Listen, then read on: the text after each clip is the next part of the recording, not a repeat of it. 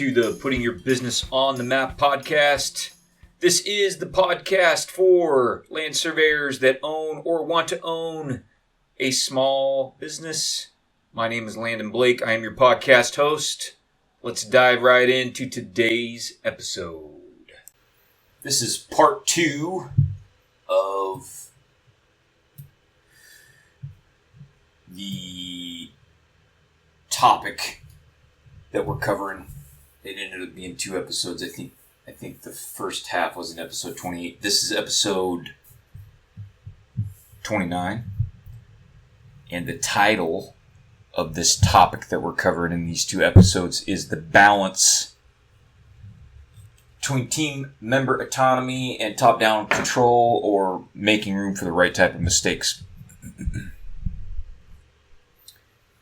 In the first half of the topic, discussion of the topic, episode 28, we mostly covered what does it mean to let go of control, and what are some ways you can do that, and why do you need to be balanced when you do it.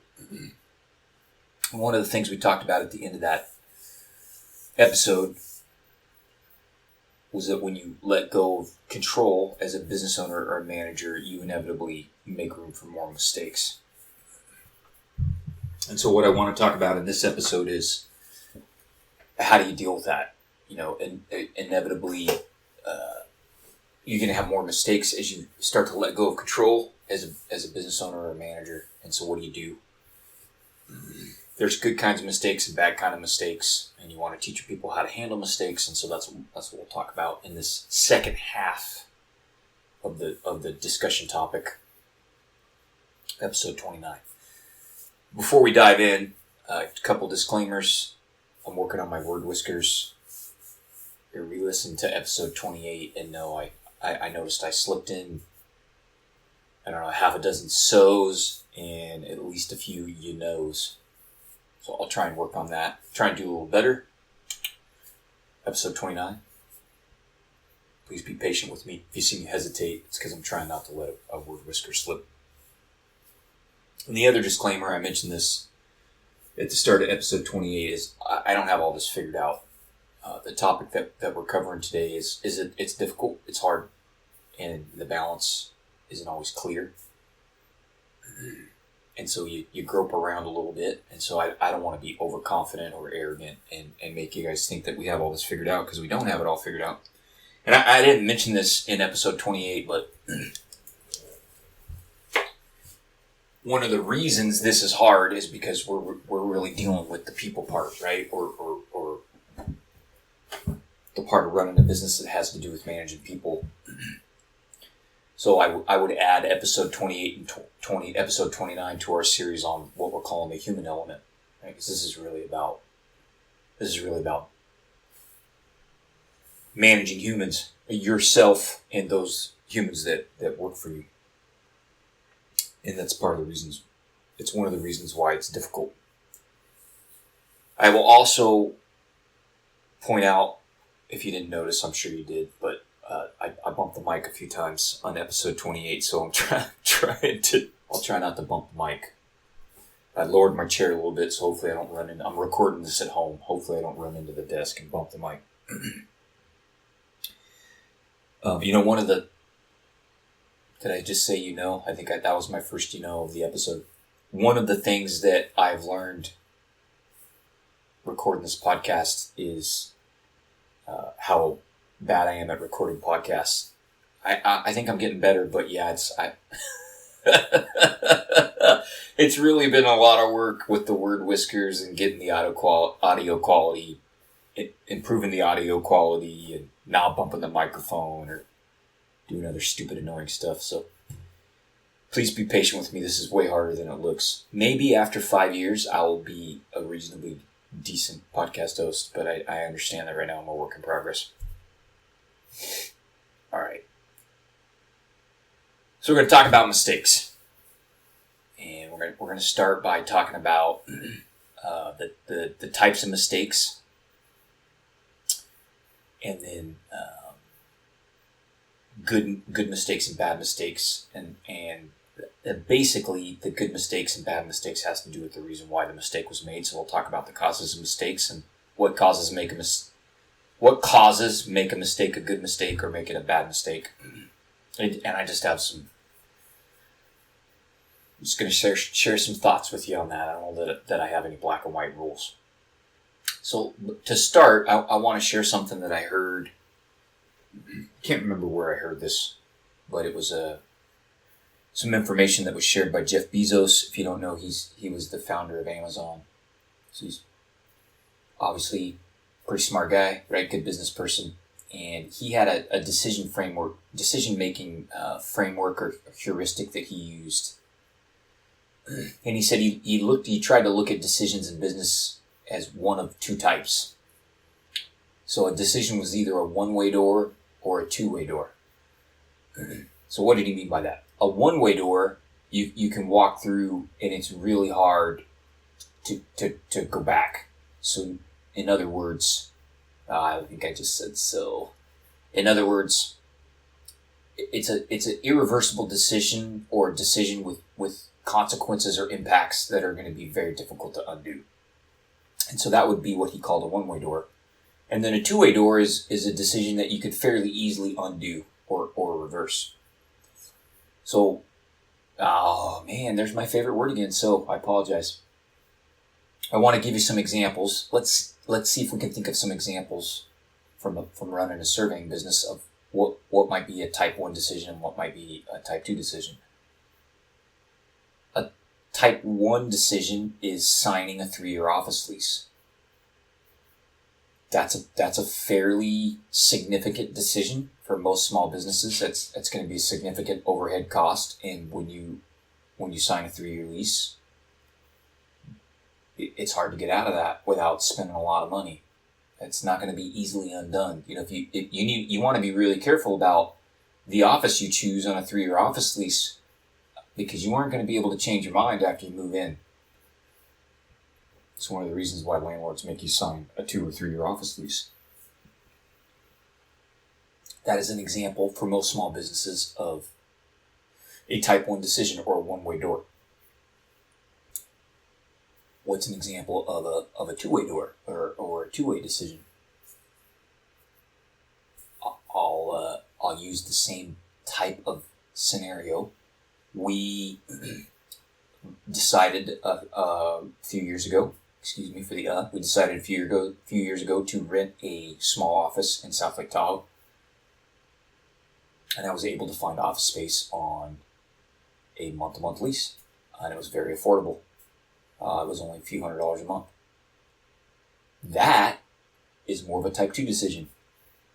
I was comfortable signing that rental agreement because I knew if I got in there and for whatever reason it didn't work out, I could easily get out of it. There wasn't going to be a huge financial penalty, right? Because it was month to month. There wasn't a 2-year lease or a 3-year lease. So fairly easy to undo, two-way door. I think that's a good framework that you can use to think about decisions. That's why I shared it with you. And also to think about mistakes. One of the things we discussed in the previous part of this, one of the things we talked about in the first half of this discussion around this topic was letting go of control. One of the things I told you is when you let go of control, you got to do that intelligently. You don't want to allow your people to make mistakes that are going to devastate your company or your organization. This heuristic or mental framework, mental model from Jeff Bezos can help you with that. What that means is, especially when your employees are young or inexperienced, you don't let them make type 1 decisions that are hard to reverse or undo. You let them make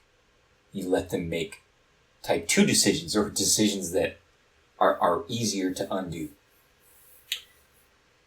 And what Jeff Bezos said when he was explaining this mental model or this framework is, you don't spend a bunch of time stressing about the type 2 decisions. In other words, if the decision is relatively easy to undo, don't spend a lot of time on it. Make the decision.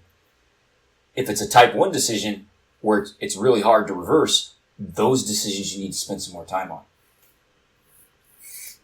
I'll give you an example. Another example.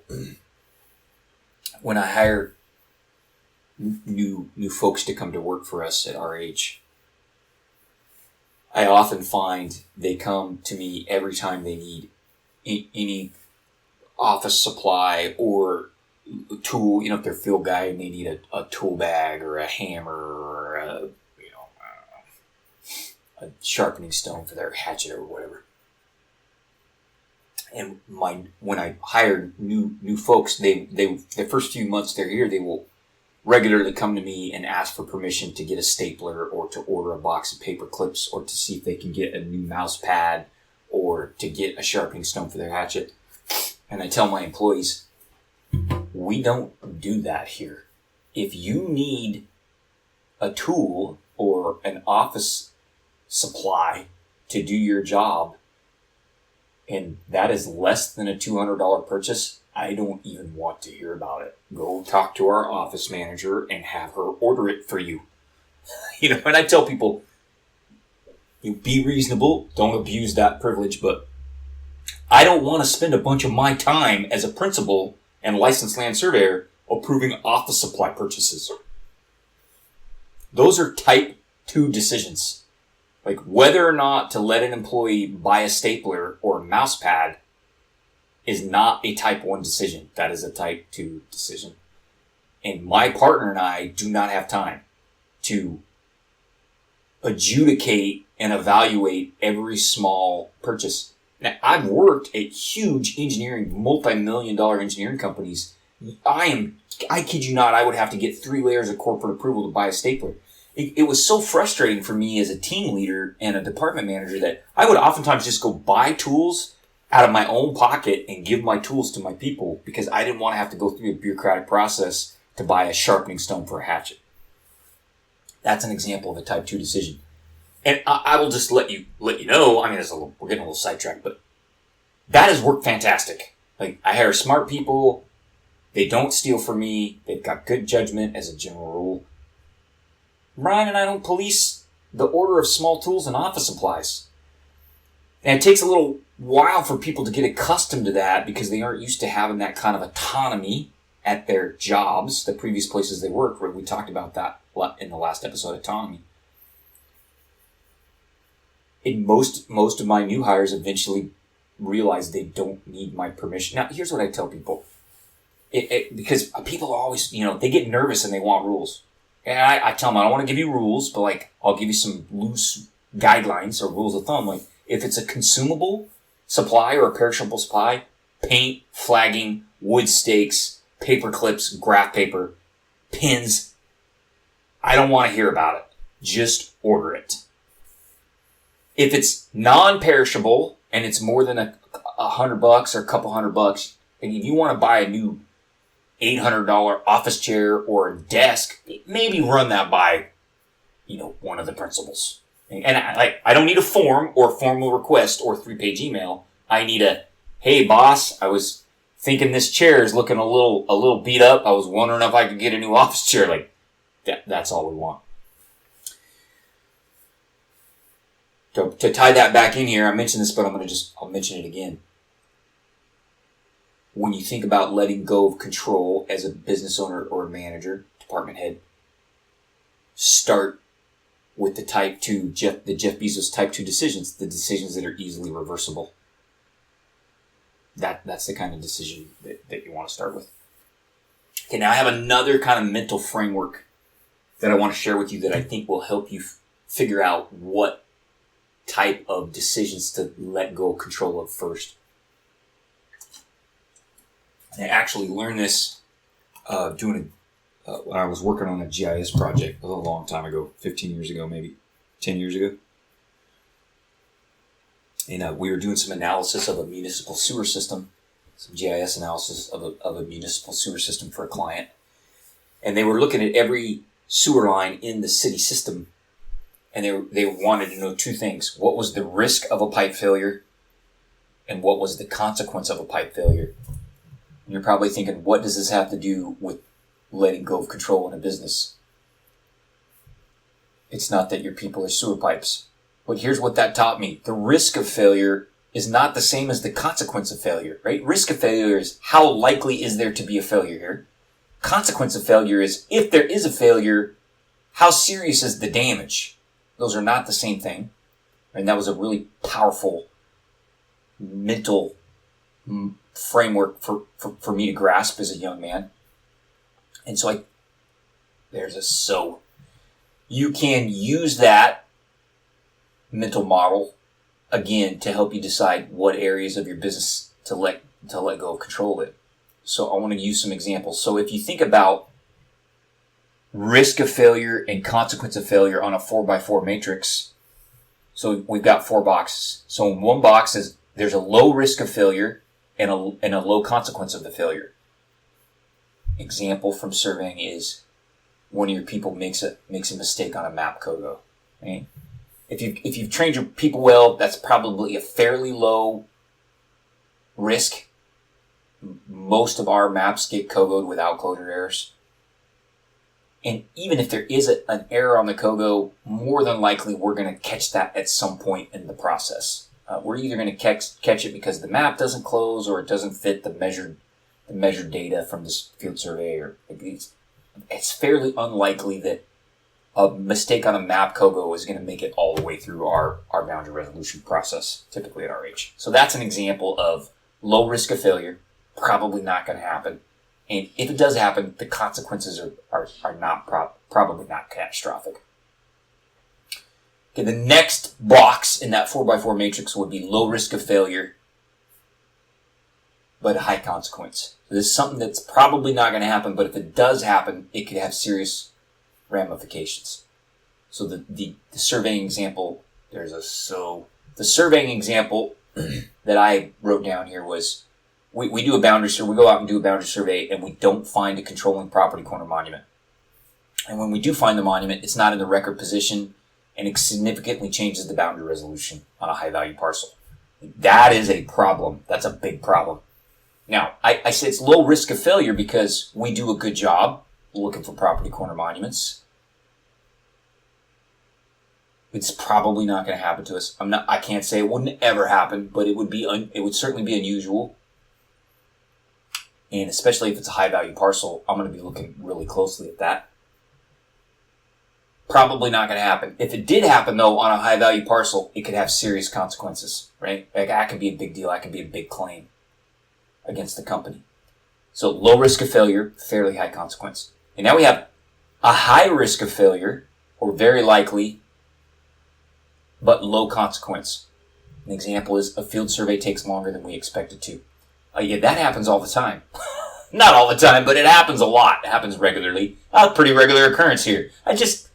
Part of the business. A field surveys almost always take longer than you think, than you estimate when you're doing a proposal. Pretty high likelihood that happens on any given project. Having a field survey take 2 days or 3 days instead of 1 or 2 days is not going to bankrupt our company. The consequences are fairly low most of the time on that. And the last box in this 4x4 matrix is high risk of failure, high consequence. So for us, the survey example would be we lay out a concrete building slab in the wrong location. Now why for my shop, for our shop at RH, why would that be high risk of failure? We don't do construction surveying here. So we don't have good procedures in place. We just don't. We don't do that kind of work. If we were going to do that kind of work, one of the principals would be intimately involved in it because we know we don't have good guidelines for that. We're not construction surveyors. So there's a fairly high risk if I decided to take on a construction surveying project that we would make a mistake like that. And it's high consequence. If you pour concrete in the wrong place, it is going to be expensive. That is an expensive failure. There will almost certainly be a claim. So when you think about that 4x4 matrix, which box do you want to let go of control in first as you start that process? You want to go the low risk of failure, low consequence box. That's where you let go of control first. Where do you let go of control next? That's probably the high risk of failure, low consequence box. Right? Now, the other two boxes, the low risk of failure, high consequence, and the high risk of failure, high consequence, those are the last boxes you let control of. You let go of control of, right? You hang on to control to those boxes the longest. And if you remember in episode 28, I talked about that a little bit. Say, hey, there's a couple things at RH that Landon Blake, principal, senior land surveyor, is still intimately involved in. Full boundary resolution. If we're doing a fully resolved boundary on a parcel, I am going to put some time in on that. And at least the peer review of the land descriptions, and probably the line out. If we're writing new land descriptions, that takes some skill and some finesse to do properly. And so for sure, those two things I'm going to be involved in. Writing large proposals, like that's going to be Brian. All right, we haven't delegated that. There is a high consequence of failure there potentially, right? If you don't properly scope a job or you seriously dork up a fee estimate. Now, as we're almost 5 years old. RH is almost 5 years old. As our company has gotten older and our people have gained more experience, I have let go of more high value tasks as my people have gained experience. So, as an example, I don't do most of the geodetic control survey processing and adjustment anymore. I've got a couple people that know how to do that. Two or three people now that know how to do that. I've trained them. I've spent many, many hours with them. I've seen them. I've sat with them and consistently watched them execute that function. That's a fairly high level function, survey function now that I mostly have let go of control of. Now I keep an eye on it. I poke around occasionally and, I'll open a TBC network project and take a look. When one of my, I bumped the mic there, I'm sorry. When one of my surveyors completes that task on a job, I'll ask him, how did it go? What were your loop closures like? How did your adjustment look? But I'm not intimately involved in it. I have let go of control of that as my people have gained experience and have demonstrated to me that they can repeat that task consistently with a high level of quality. So just to review, we talked about these two mental models or mental frameworks. Sometimes they call them heuristics that you can use to evaluate. Do I let go of control of this yet, or how much control do I let go of? Right. So we have the first. We have the first mental model from Jeff Bezos. Is this a type 1 decision that can't easily be undone, or is it a type 2 decision? We can undo this fairly easily. So that's the first mental model I would use. The second mental model I would use is what is the risk of failure and consequence of failure. And you can remember that little 4x4 matrix. Okay? If I remember, we'll do a PYBO team extra, and I'll actually draw that matrix on the whiteboard, and we'll put some examples in each box. I think that might help. I'll try and remember to do a PYBMO team extra on that. So that is at least my 5th or 6th though. So in 20 minutes, that is really my favorite word. You can use those two mental models we talked about to help you evaluate which type of tasks or decisions in your survey organization you can start to let go of. You can start to loosen up on some of your control. I don't want to minimize it. I want you guys to walk away from these 2 episodes with the determination to let go of some control. I don't want to minimize how carefully you need to think about that. I mentioned in episode 28, the solution isn't to hang on to all the control. Sorry, bumped the mic. That's not the solution. The solution is to carefully think about how you do it. And I wanted to share these 2 mental models with you, or these mental frameworks, because I believe it'll help you evaluate how to do that. And we've been talking about mistakes for a few minutes, for about 20 minutes. I'm going to tell you a mistake that I see people make. I see land surveyors and civil engineers make. And the mistake they make is they let people convince them that it takes $3 million and a dedicated ArcGIS server in the basement to implement GIS at their surveying or engineering organization. And that's not true. You don't need to do that. That is a mistake. You guys have heard me talk about this on the podcast in previous episodes. One of the things we're trying to help people with at RH is we want to help them realize that you can get started with a simple GIS for a few $1,000s and some open source software. We like QGIS. It's a great little GIS software package.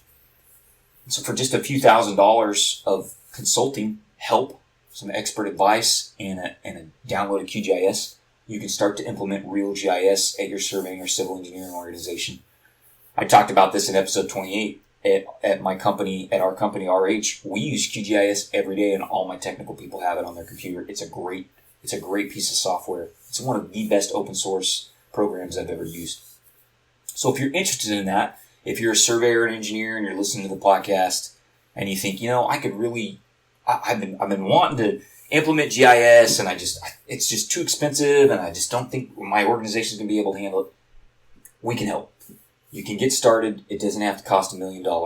Reach out to the team at Redefined Horizons, www.rh-survey.com. Tell them you want to learn about how you can get started with QGIS. They can get you some free help, walk you through the install, and then if you need some more help, if you need some paid help, we can certainly talk to you about that. Put together a proposal if you'd like. So, RH is our sponsor. There's a bump of the so and a bump of the mic. RH is our sponsor for this episode, and they can help you with GIS. Don't make that mistake of thinking that it costs $3 million and a huge ArcGIS license to get started with GIS for your survey and engineering data. You don't need to do that.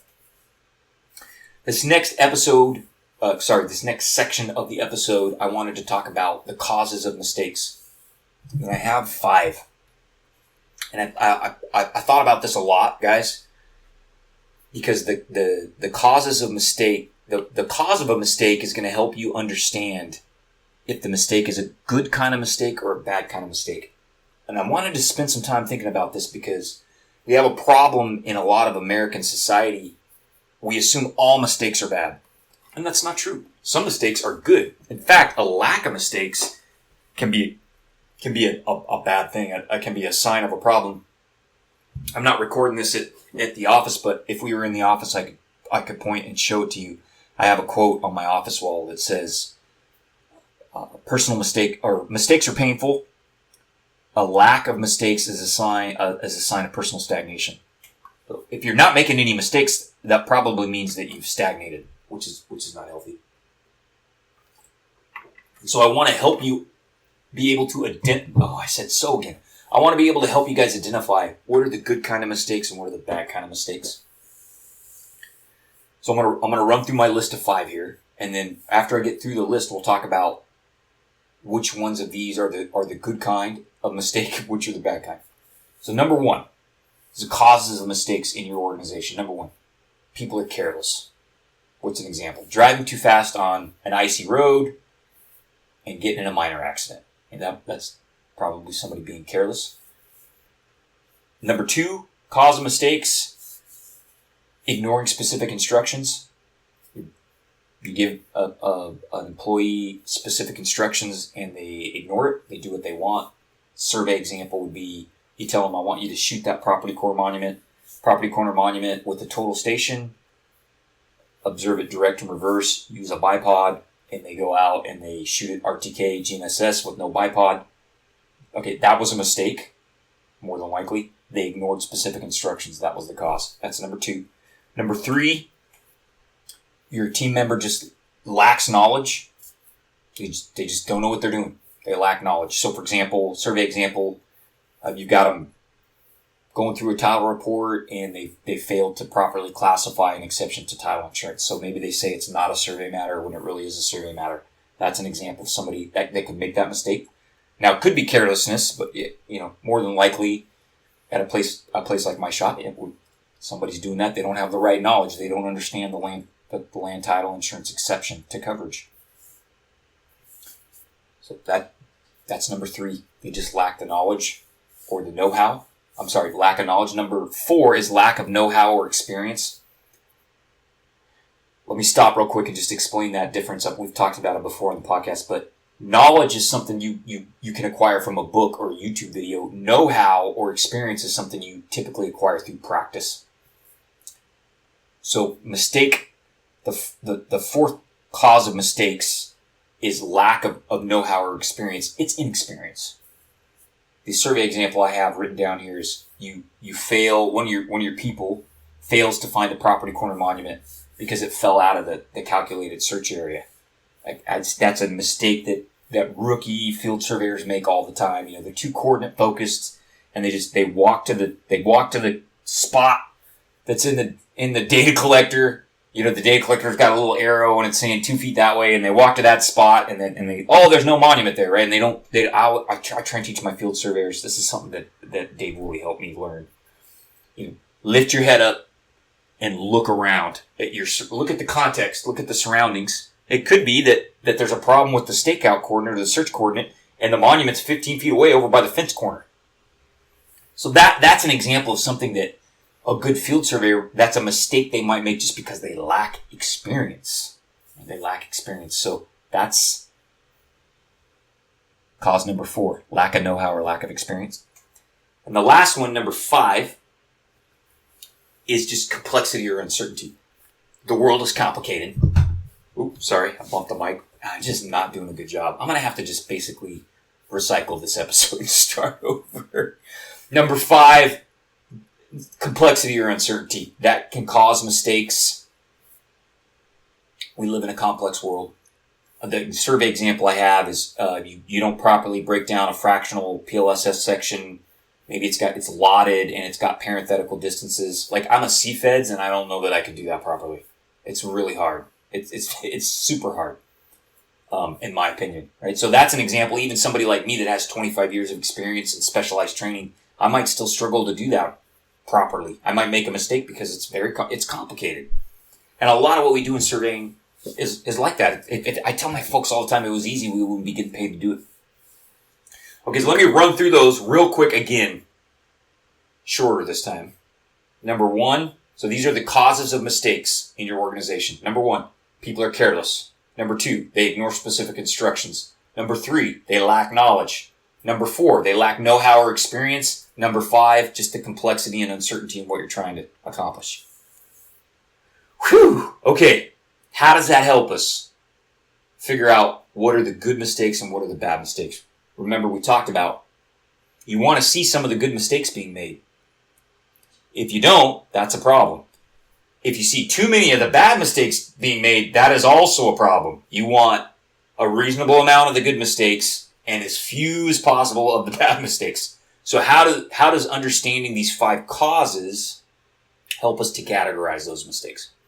That's what I'm going to try and explain next. If you think about the first 2 causes we talked about, which is carelessness and ignoring instructions, those are bad mistakes. Those are almost always a problem. They are not okay, and they should be avoided or minimized. If you have people making mistakes because they're careless or they don't follow specific instructions, that is a problem you have to fix. Now let me hit the pause button here. Because we have a tendency, I was going to say we have a tendency in land surveying, but I think it's more widespread than that. I think it's just part of being human nature. But I see managers and department heads and business owners blame their subordinates when these kinds of mistakes happen. That's not the right answer. I tell my team, when we make a mistake, it doesn't matter who made the mistake or why. If a mistake is made at RH, I am ultimately the one that is responsible, and I have to own it. I don't get to blame my drafter or my rodman or my project surveyor, because I am ultimately responsible for everything that happens in that building.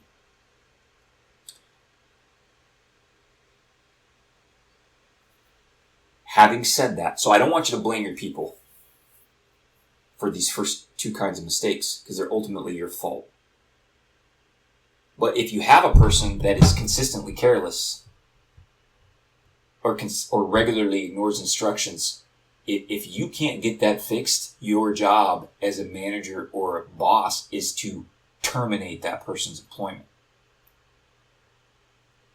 So ultimately, the mistake that I make, the reason I'm accountable as a business owner is because I've allowed that person to continue to work at my organization, even though they've demonstrated that they're careless or that they can't follow specific instructions or both. Now, I'm not saying that you can't expect perfection. I have another quote on my office wall that says, "You don't get to build an organization with imperfect people. With perfect people, you have to build an organization with the best imperfect people you can find." Occasionally, people are going to be careless. Occasionally, they aren't going to listen. I don't know what's the rule of thumb there. I tell you what, at my shop, you better be careful and following instructions 95% of the time, or we got a problem. Like, I'm gonna have a problem with you. Like, we're gonna be having a conversation. It's not 100%. It's not 100%. Here's an example. Occasionally, a field surveyor is going to show up either at work or at the job site and not have something they need. They forget their tape measure, or they don't grab their work boots, or, I don't know. They forgot the prism for the rod, total station rod. They forgot the 360 prism. That's a problem. That costs real money. I understand it happens. What I tell my field surveyors is, it can't happen very often. Once a month, one day out of 20, or one day out of once every 2 months, one day out of 40, you get to forget something. If you're forgetting something every day or once a week, and we got to go back to the office, or we can't do the work that we planned on doing because you don't have your stuff, at some point you are going to be terminated. And so what I'm saying is there's a balance. You can't expect perfection, but yeah, mistakes made out of carelessness or the ignoring of specific instructions, that is a problem. So those are the bad kind of mistakes.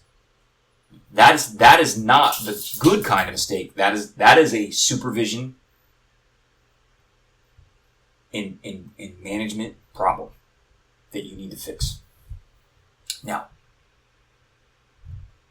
number 3, the mistake cause number 3 and mistake cause number 4 from our list, those are actually the good kind of mistakes within reason. So that's because the employee lacks knowledge, or they lack know-how and experience. In other words, they're doing something new. It's okay for them to make mistakes in that scenario with the proper guardrails around them. You're checking their work. You're sitting with them, you're sitting behind them, or you're walking with them, you're working with them, or you're very carefully checking their work. You're giving them feedback. That's okay. And we have a lot of those mistakes at RH. We do, because we've got a young team and they're learning a ton and we're pushing them. I tell people, you've heard me say this on the podcast before, I tell people I interview, do not come to work for me if you don't want to be pushed out of your comfort zone. We are going to push you. We are going to push you to learn. We're going to push you to be excellent. If you can't handle that, if you can't handle being uncomfortable, learning a new task, or being pushed out of your comfort zone, don't come to work here. Within reason, those are good kinds of mistakes. If no one on your team is making those kinds of mistakes, what that means is your team is stagnated. They're not learning and developing. Now, I know there's somebody out there listening to this episode that's thinking, oh, well, everybody that works for me has 20 years of experience, and so we've already learned everything. We don't need to learn new things. That's not true. Because the world is changing and technology is changing. And there's always new stuff to learn. Now, I know you guys know that because you're listening to this podcast. Obviously, you value education at some level.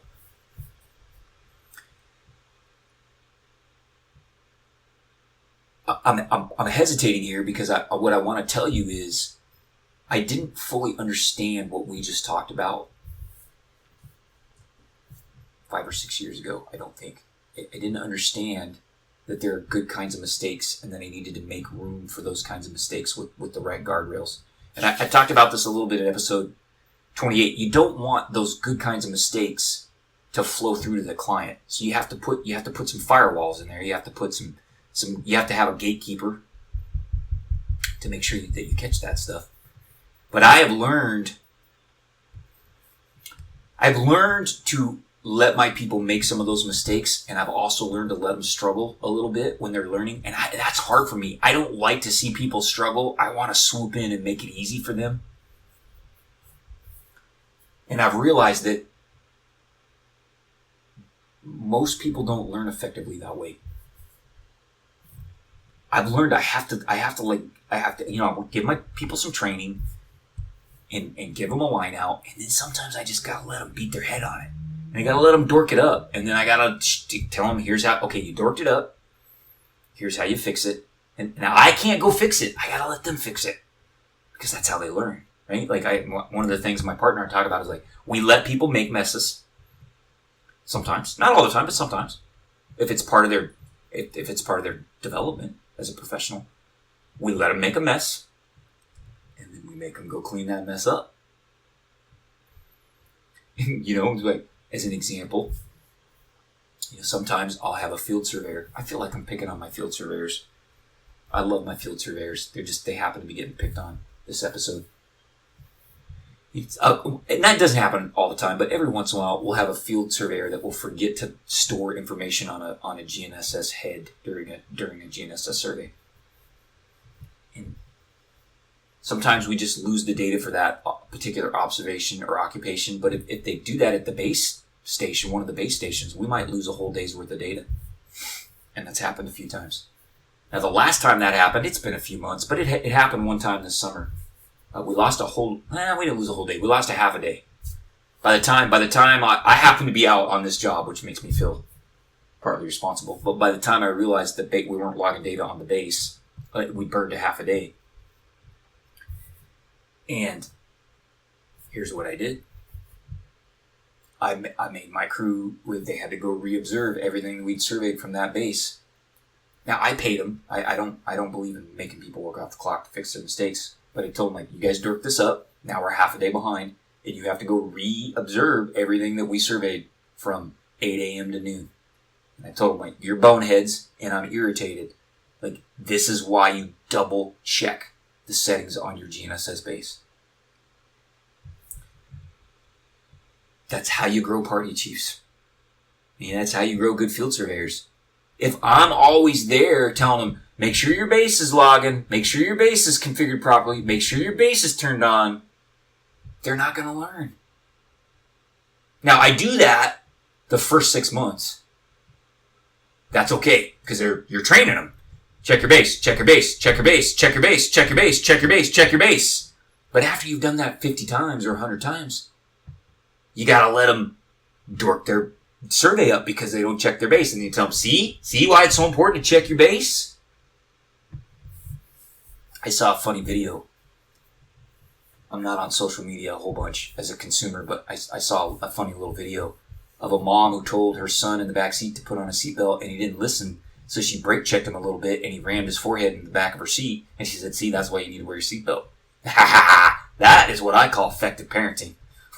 I know some people might get offended by that, but you got to do that with your surveyors sometimes too. So it's okay. Here's a so. I apologize. It's okay for your surveyors to make mistakes while they're learning or gaining experience, as long as you have the right guardrails around them, as long as you have a firewall or a gatekeeper in place so those mistakes don't flow through to your client. If your people are not making those types of mistakes, they are not learning and progressing, and that will eventually, I believe, kill a dynamic surveying business. Now, we haven't talked about number 5. So the cause of mistake number 5. Number 5 on our list of mistake causes, let me say it that way, is the world is complex. It's complicated and complex and uncertain. And I don't know that you can always avoid those mistakes. I don't know how to fix that. You just, as a boss, you can't go make the world a simple place. You can't make fractionalized PLSS sections simple. They're not simple. And that's just one example.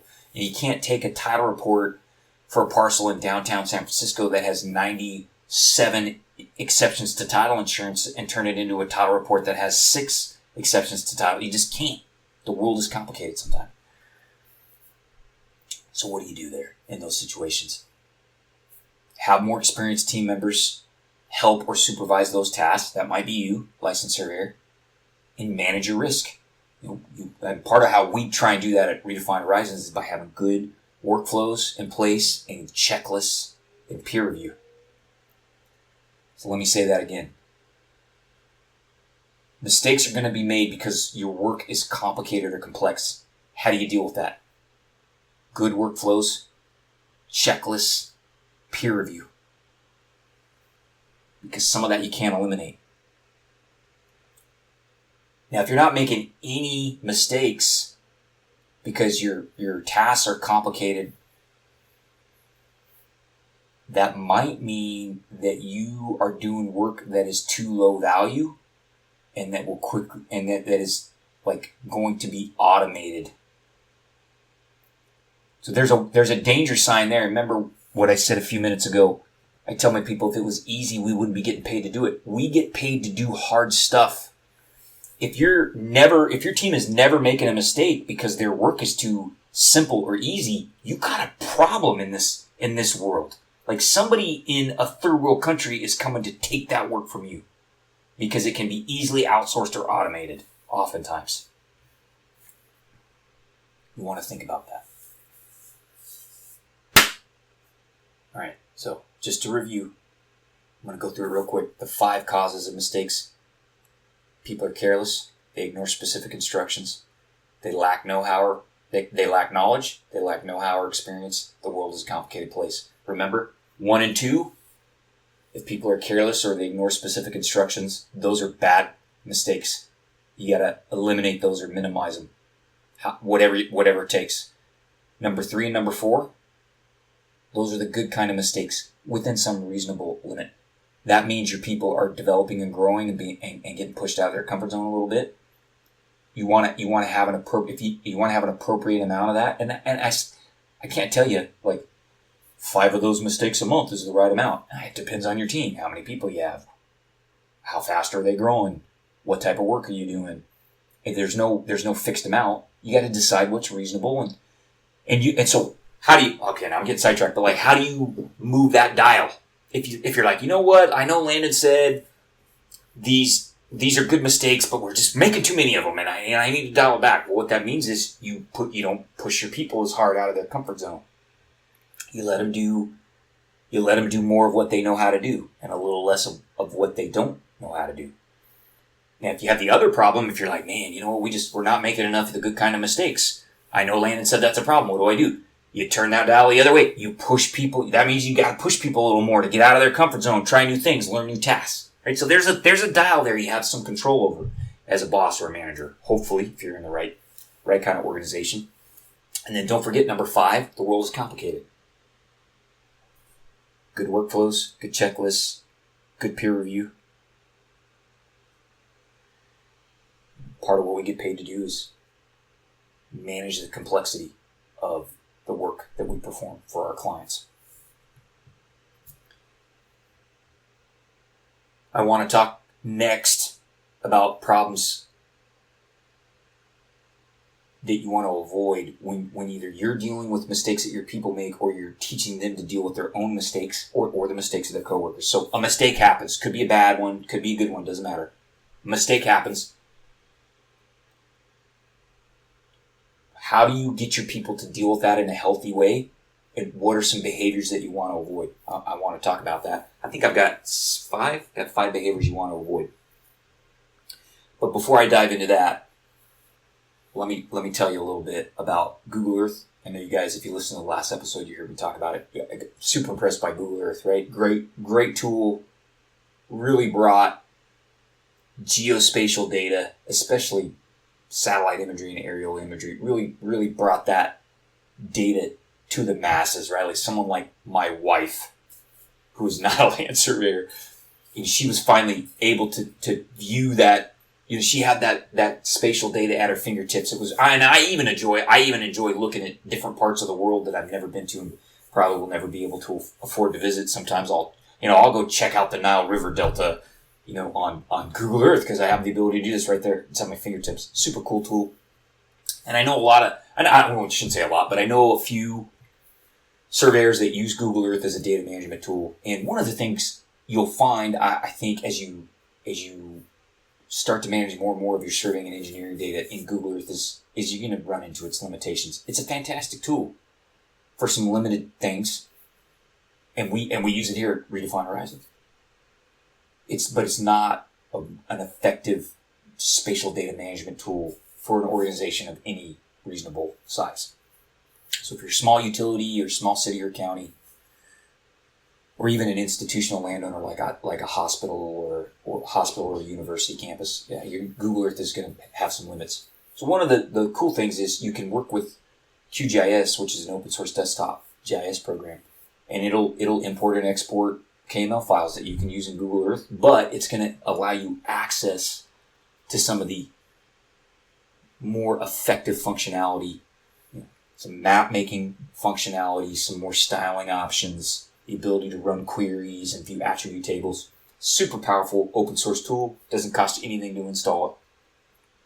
So if you're a surveyor or a civil engineer and you're listening to the podcast today, and you're one of those people I'm talking about that is managing spatial data for your organization in Google Earth, and you're like, these KML files are getting a little clunky, or I just wish I could run a simple search, we can help you with that. The team at Redefine Horizons can help you with that. Reach out to us, www.rh-survey.com. Let us know, hey, I heard Landon's podcast. I'm ready. I've outgrown Google Earth. I'm ready to make the jump to a real GIS system, and I heard him talking about QGIS. How do I get started? We'll have a conversation with you. We can give you some pointers, get you pointed in the right direction. If you need a little more help, we're happy to prepare a proposal. It's not going to be a $50,000 proposal. For a few $1,000s, several $1,000s, we can get your organization set up. Can help you start making that migration from Google Earth to QGIS. So think about it. We can help you do that. Let's talk now, and I appreciate Redefine Horizons being the sponsor for this episode. Thank you. So let's talk now about what are these 5 behaviors that you want your team to avoid when they're dealing with mistakes. Now these could be behaviors that you need to avoid when you're dealing with your team's mistakes, or that your team needs to avoid when they're dealing with their own mistakes, or that your team members need to avoid when they're dealing with their coworkers' mistakes, or even you need to avoid when you're dealing with your own mistakes. That these rules apply in all those 4 situations. So here's the 5 behaviors you want to avoid. 1 is finger pointing.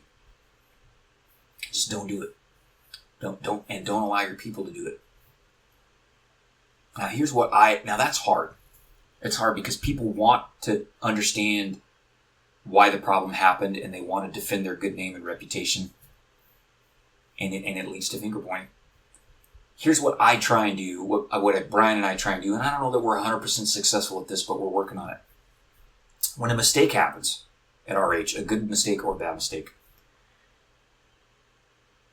we don't immediately try to figure out why the mistake happened or who is responsible. And we tell the team that. Let me give you an example. Let me think for a minute of an example. This has actually happened. We're partway through a boundary survey, and we realized that somebody missed a fairly important document in the boundary research. And potentially the information in that document, could be a map or a deed, is going to change the boundary resolution, and we missed it. So we've gone out and done some work. Maybe we've created some line work, or we even have some deliverables. And now we've found this problem. Here's what we don't do immediately. When that problem is discovered, we don't start asking the team who made this mistake or why did this mistake happen. We don't do that. Here's what we do to start. So, all right, what do we need to do as a team to fix this mistake and minimize the damage to our client? We always start with that. So we don't even talk about or want to think about whose fault it is or why it happened. That is We don't even allow that. If that conversation starts to happen, we put a stop to it. That's not what we're focused on right now. What we're focused on right now is how do we get this fixed as soon as possible so that the client is affected the least amount. Because that's what really matters. And so we go do that. We go do the fix. Now, what usually happens is we get the team going on the fix, and then Brian and I, the principals, we'll think about it for a few days. A couple days or a few days or even a week or two. And we'll talk. Him and I might talk about it on the phone, on our commute. We might call each other and be like, all right, here's what happened. What do we think the potential causes are? Who do we think might be responsible? The team members aren't involved in any of that conversation that Brian and I are having. And then when we think we have a rough idea of potentially what the causes could be and what the issues might be,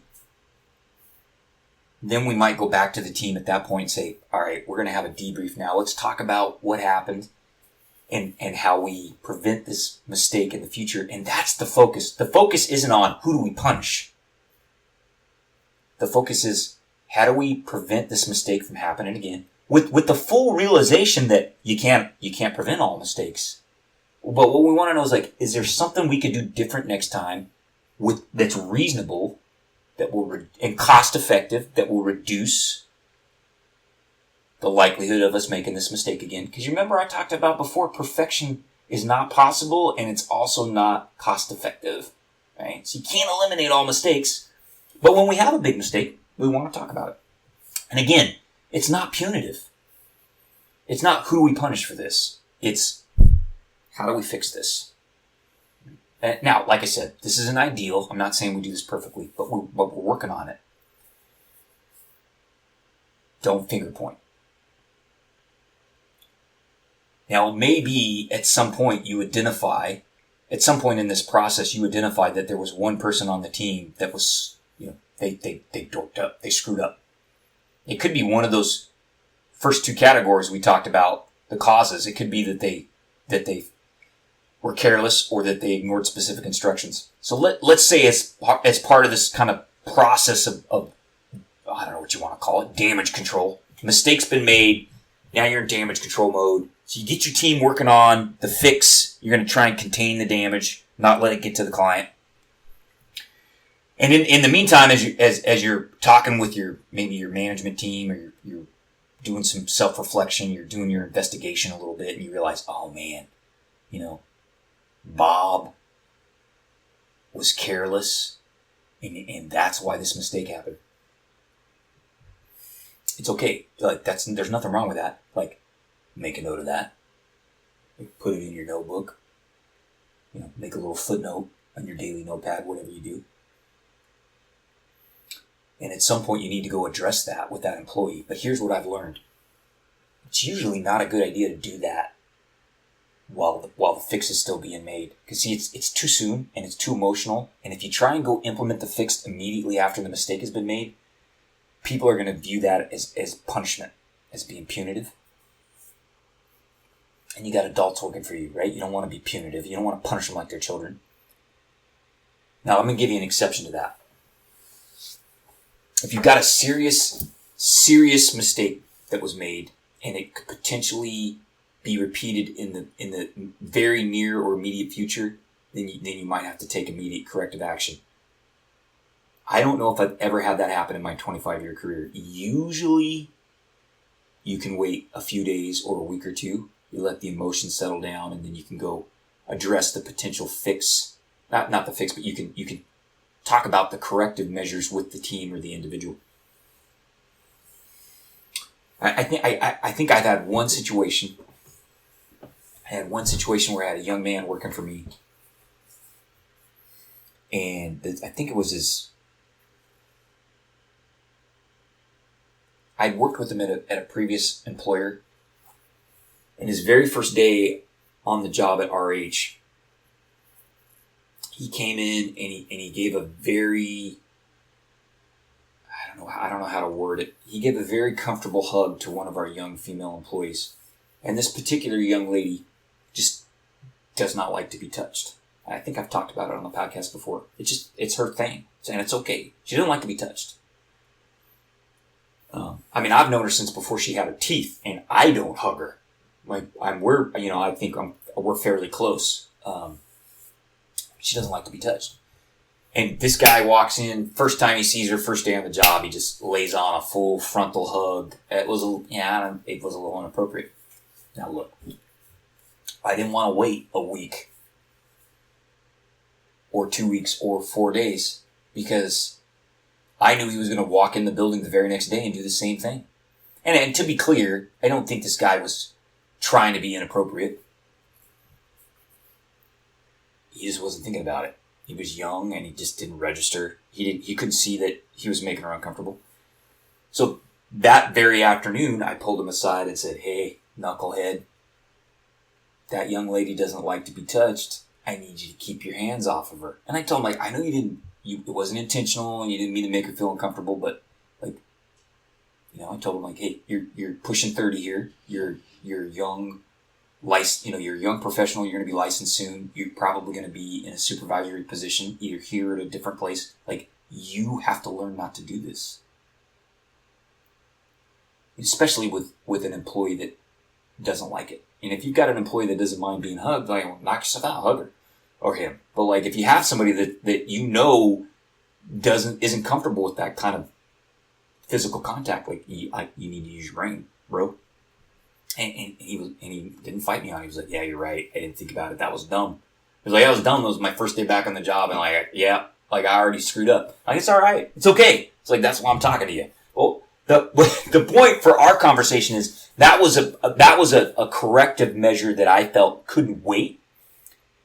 And even then, I didn't do it. See, I didn't do it I was there at the scene of the crime in air quotes. I didn't correct him at that moment, immediate moment, in front of everybody. That would have embarrassed him, right? I waited till the afternoon, and then I pulled him aside and had a private conversation with him. That's the only time in 25 years I felt the need to take immediate corrective action the day of, right? And one of the things I've learned about myself is when a mistake is made, especially when it's carelessness, when it's the first two causes, it's carelessness or somebody that's ignored my specific instructions or ignored my partner's specific instructions, I get a little hot. I get a little hot under the collar because I'm a little bit of a hothead. And I've learned not to try and take the corrective measures the same day. I need a day and a night at least to cool down and think it over. I've just learned that about myself, right? I do much better if I take the corrective action in a few days, a couple days or a few days or even a week. Now, that's hard for me because sometimes you're impatient. You want to just go fix it. You want to go tell that person what they did wrong and make them fix it. Nope. Learn. Can't do that. So,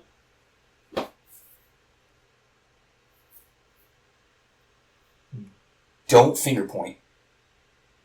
Focus on the fixing the mistake and limiting the damage that might flow through to your client or your business partners or other members of the team. Do damage control. Worry about the corrective measures that need to be taken with individual team members or teams later, after the fix has been implemented and emotions have settled down a little bit and people can think a little more clearly and don't feel like they're being attacked. That's going to be, it takes effort. Okay, the second behavior that you want to avoid when you're dealing with a mistake is a failure to learn. I tell people all the time, you're allowed to make mistakes here within reason. You're not allowed to not learn from your mistakes. And here's what happens. Why do people fail to learn? Because they don't want to take accountability. If they won't acknowledge that a mistake is made and they won't take accountability, they're not going to learn. Now again, you got to be careful with the accountability part. Sometimes that needs to wait and come with the correction. But you at least need people to acknowledge that a mistake was made and that a fix needs to be done. If they can't do those two things to start, they're not going to learn anything. So some of that learning comes initially when we're all right, guys, was there a mistake made? Yep. Do we need to fix it? Yep. How do we do that? All right, here's some ideas about how we do that. That's part of how they learn from the mistake. And then that second part comes later on when it's hey, why did this happen? How did it happen? who do we need to take accountability? Then there's the other part of the lesson comes there.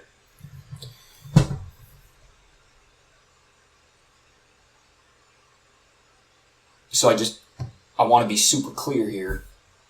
We do not allow these two bad behaviors. We do not allow finger pointing at my shop, and we do not allow failure to learn. Period. I do not make exceptions to that. You make them if you see a mistake. You cannot point fingers, and you cannot tell me you don't have anything to learn from the mistake. I just don't tolerate it. And I'll give you an example. There's a really irritating habit that I see sometimes in party chiefs. And I'm picking on my party chiefs a little bit, but you get this situation where field surveyors try and blame their robin, and that's not okay. It's never acceptable. I always tell my field surveyor, like, do not let me hear you blame your robin. I do not want to hear that come out of your mouth. Like, you are the party chief. It is your responsibility to make sure stuff happens that the field survey is properly executed. Do not point fingers at your robin. Like, you do that enough and I will fire you. So no finger pointing, no failure to learn. Okay, the third one is the third behavior you need to teach your folks to avoid when you're dealing with problems is overreacting or reacting emotionally. That's really hard. People get emotional. It's not helpful. And this ties back into that, sometimes you have to wait on the correction. You gotta wait. You gotta let some time pass so that the emotions can come down. Because when a mistake is made, especially if it's a serious mistake, people are going to be emotional, especially if you're trying to, I was going to say confront, but that's not the right word. If you're trying to approach them about it as a boss so you can get the fix in motion, people are going to be, especially I find that people that are not used to working in an environment that allows mistakes, if they come from a place where mistakes are harshly punished, as soon as you have identified that a mistake has potentially happened, people are going to be defensive. They're going to have the hair on their back, the hair on the back of their neck is going to be standing up. They're going to be angry or scared. Part of what you have to learn, and I don't know that I have all this figured out. Maybe we can do PYBO Team Extra on this, but you got to learn as a manager or boss to take that temperature down. You want people to overreact. I find most commonly, when we've realized there's a mistake has been made, the most common overreaction I find is people that are being way too hard on themselves and freaking out, thinking they're going to get fired or demoted or they're going to cut their pay or suspend them. And so most of the time, what I find, and it's a beautiful thing about my team, I mean, it shows that they're good people.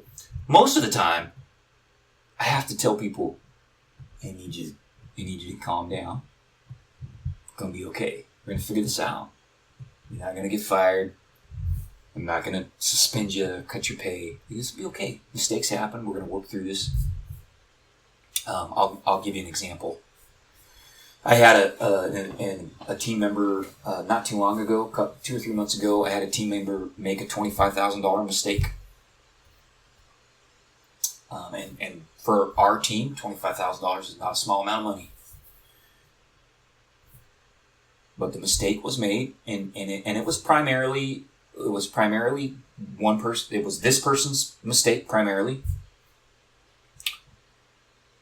But I understood why it happened, and it gets back to that. It wasn't because I wouldn't say she was careless. She could have been more careful, but she wasn't careless, and it's not that she ignored instructions. It was a complex situation. And there had been some things had changed a few times on this job, and there were some moving parts, and she just lost track and didn't double check some stuff, and we made a $25,000 mistake. So when she was scared to death to tell me about this, I could tell. I think she believed she was going to be fired, and probably a lot of jobs she would have been fired. But I'll tell you what I know about this employee: she's a hard worker. She takes pride in her work. She does a good job. So she came to me and she said, I made this, she didn't say I made this mistake. She said this thing happened and it's going to cost $25,000. And I could tell she was immediately in defensive mode. I said, I told her, I said, okay, explain to me what happened, because I didn't fully understand. So she walked me through what happened. She said, here's this and here's that. And I said, all right. I said, I can see why this happened. I wish it wouldn't have happened. This is a bummer. But, this is going to cost us $25,000. But I understand why it could happen. I said, it's going to be all right. Listen, we're not going to go bankrupt over this. I was like, call the client. Let them know what happened. I said, we have a couple different options on how we can fix this for them. So tell them, hey, we can do A or B or C. Ask them what their preference is. Let me know what they say. And then I'm going to have you take care of it. And so she did. She called the client. It's a good client of ours. She called the client, explained what happened. The client was like, thanks for letting us know. Yeah, stuff happens. No problem. We would like option B.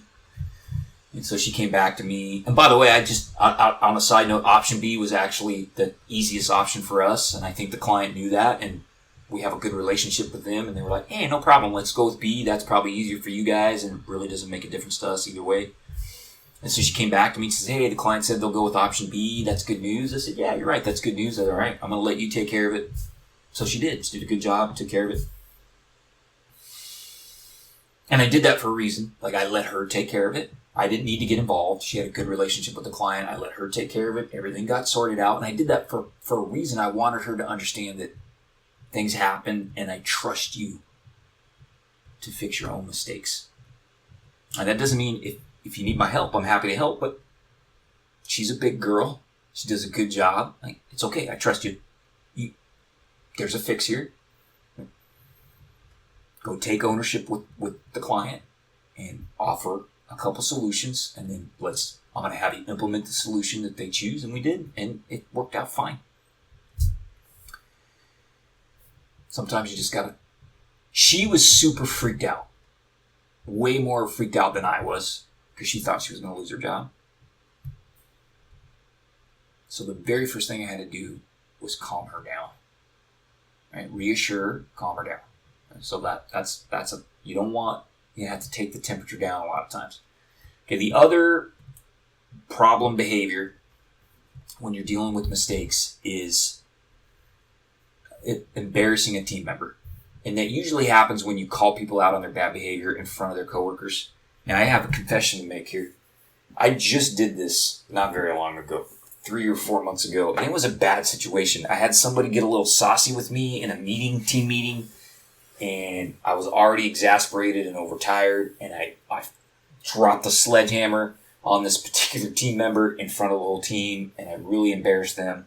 I'm not gonna lie, I lost my temper, and I shouldn't have done it.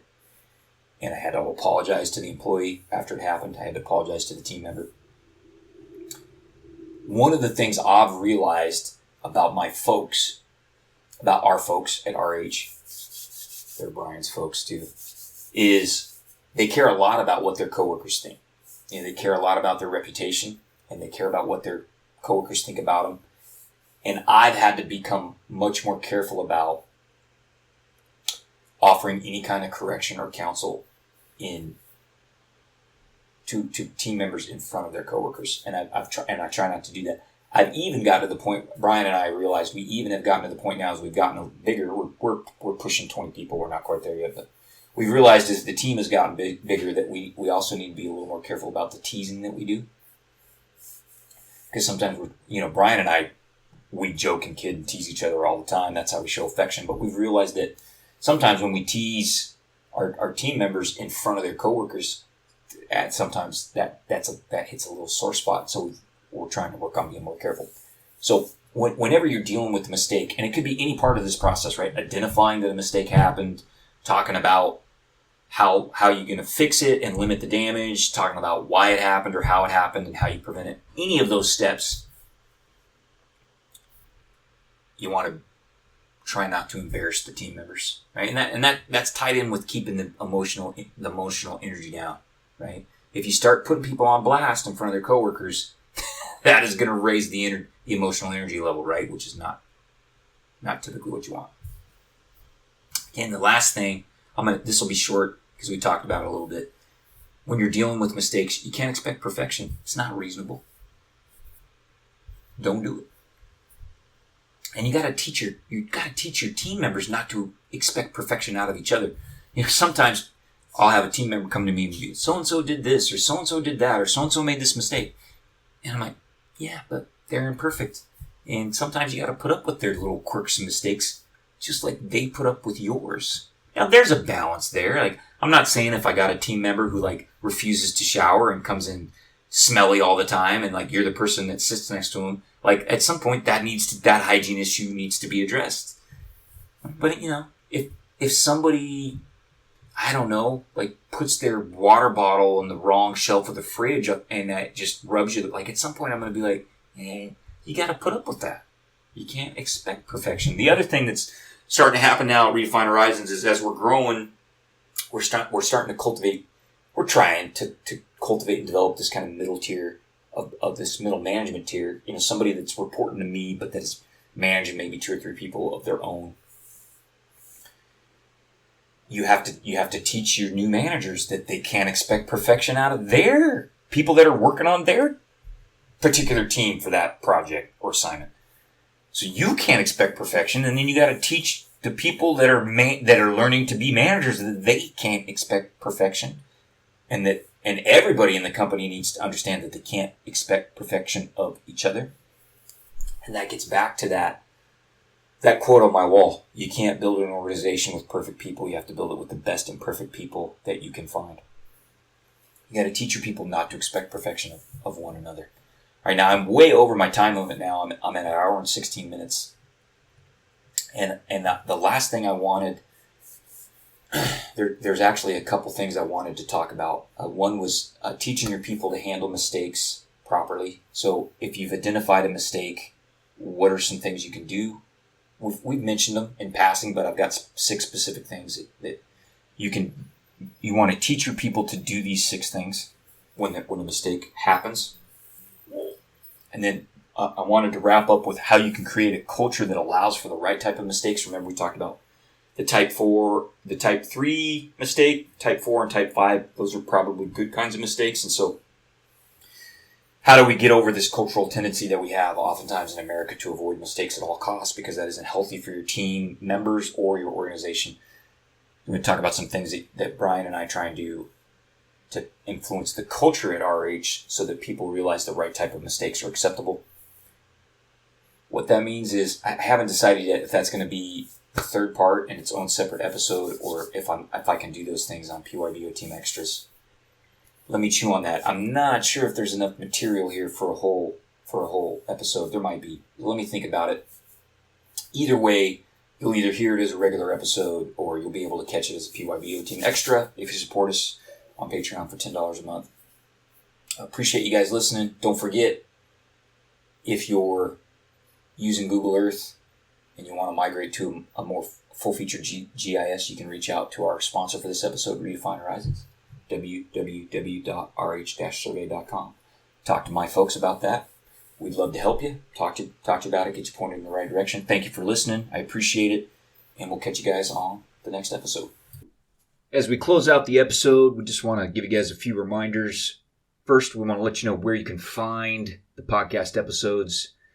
The podcast home on the web is at my personal website, landonblake.com. If you head there and look under the Learn menu, you'll find a link for the podcast.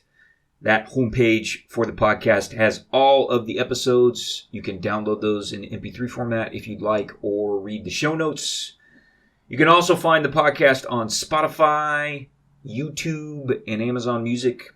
So if those are your preferred, one of those is your preferred distribution channel, you can find the podcast there. We also want to let you guys know, if you'd like to sponsor the podcast, you can reach out to me, sunburn.surveyor@gmail.com. You can also send me questions, comments, thank yous, topic suggestions for the podcast. I regularly get that kind of feedback from listeners, and I dig it. I appreciate hearing from you guys, so I encourage you to do that. We also have a Patreon page. If you cruise over to Patreon, you can search for On Point Workshops, and you will find the podcast there. You can, for a small monthly donation, I believe right now it's $10 a month, you can support the podcast and get access to what we call PYBO Team Extras. So those are extra videos, short audio files, and even full episodes of the podcast. And that support on Patreon allows me to keep Carly around. Carly is the fantastic young lady that helps me edit the podcast and maintain the podcast website. We'd like to keep her around, so we appreciate your support on Patreon if you're able to do that. And thank you for being a listener.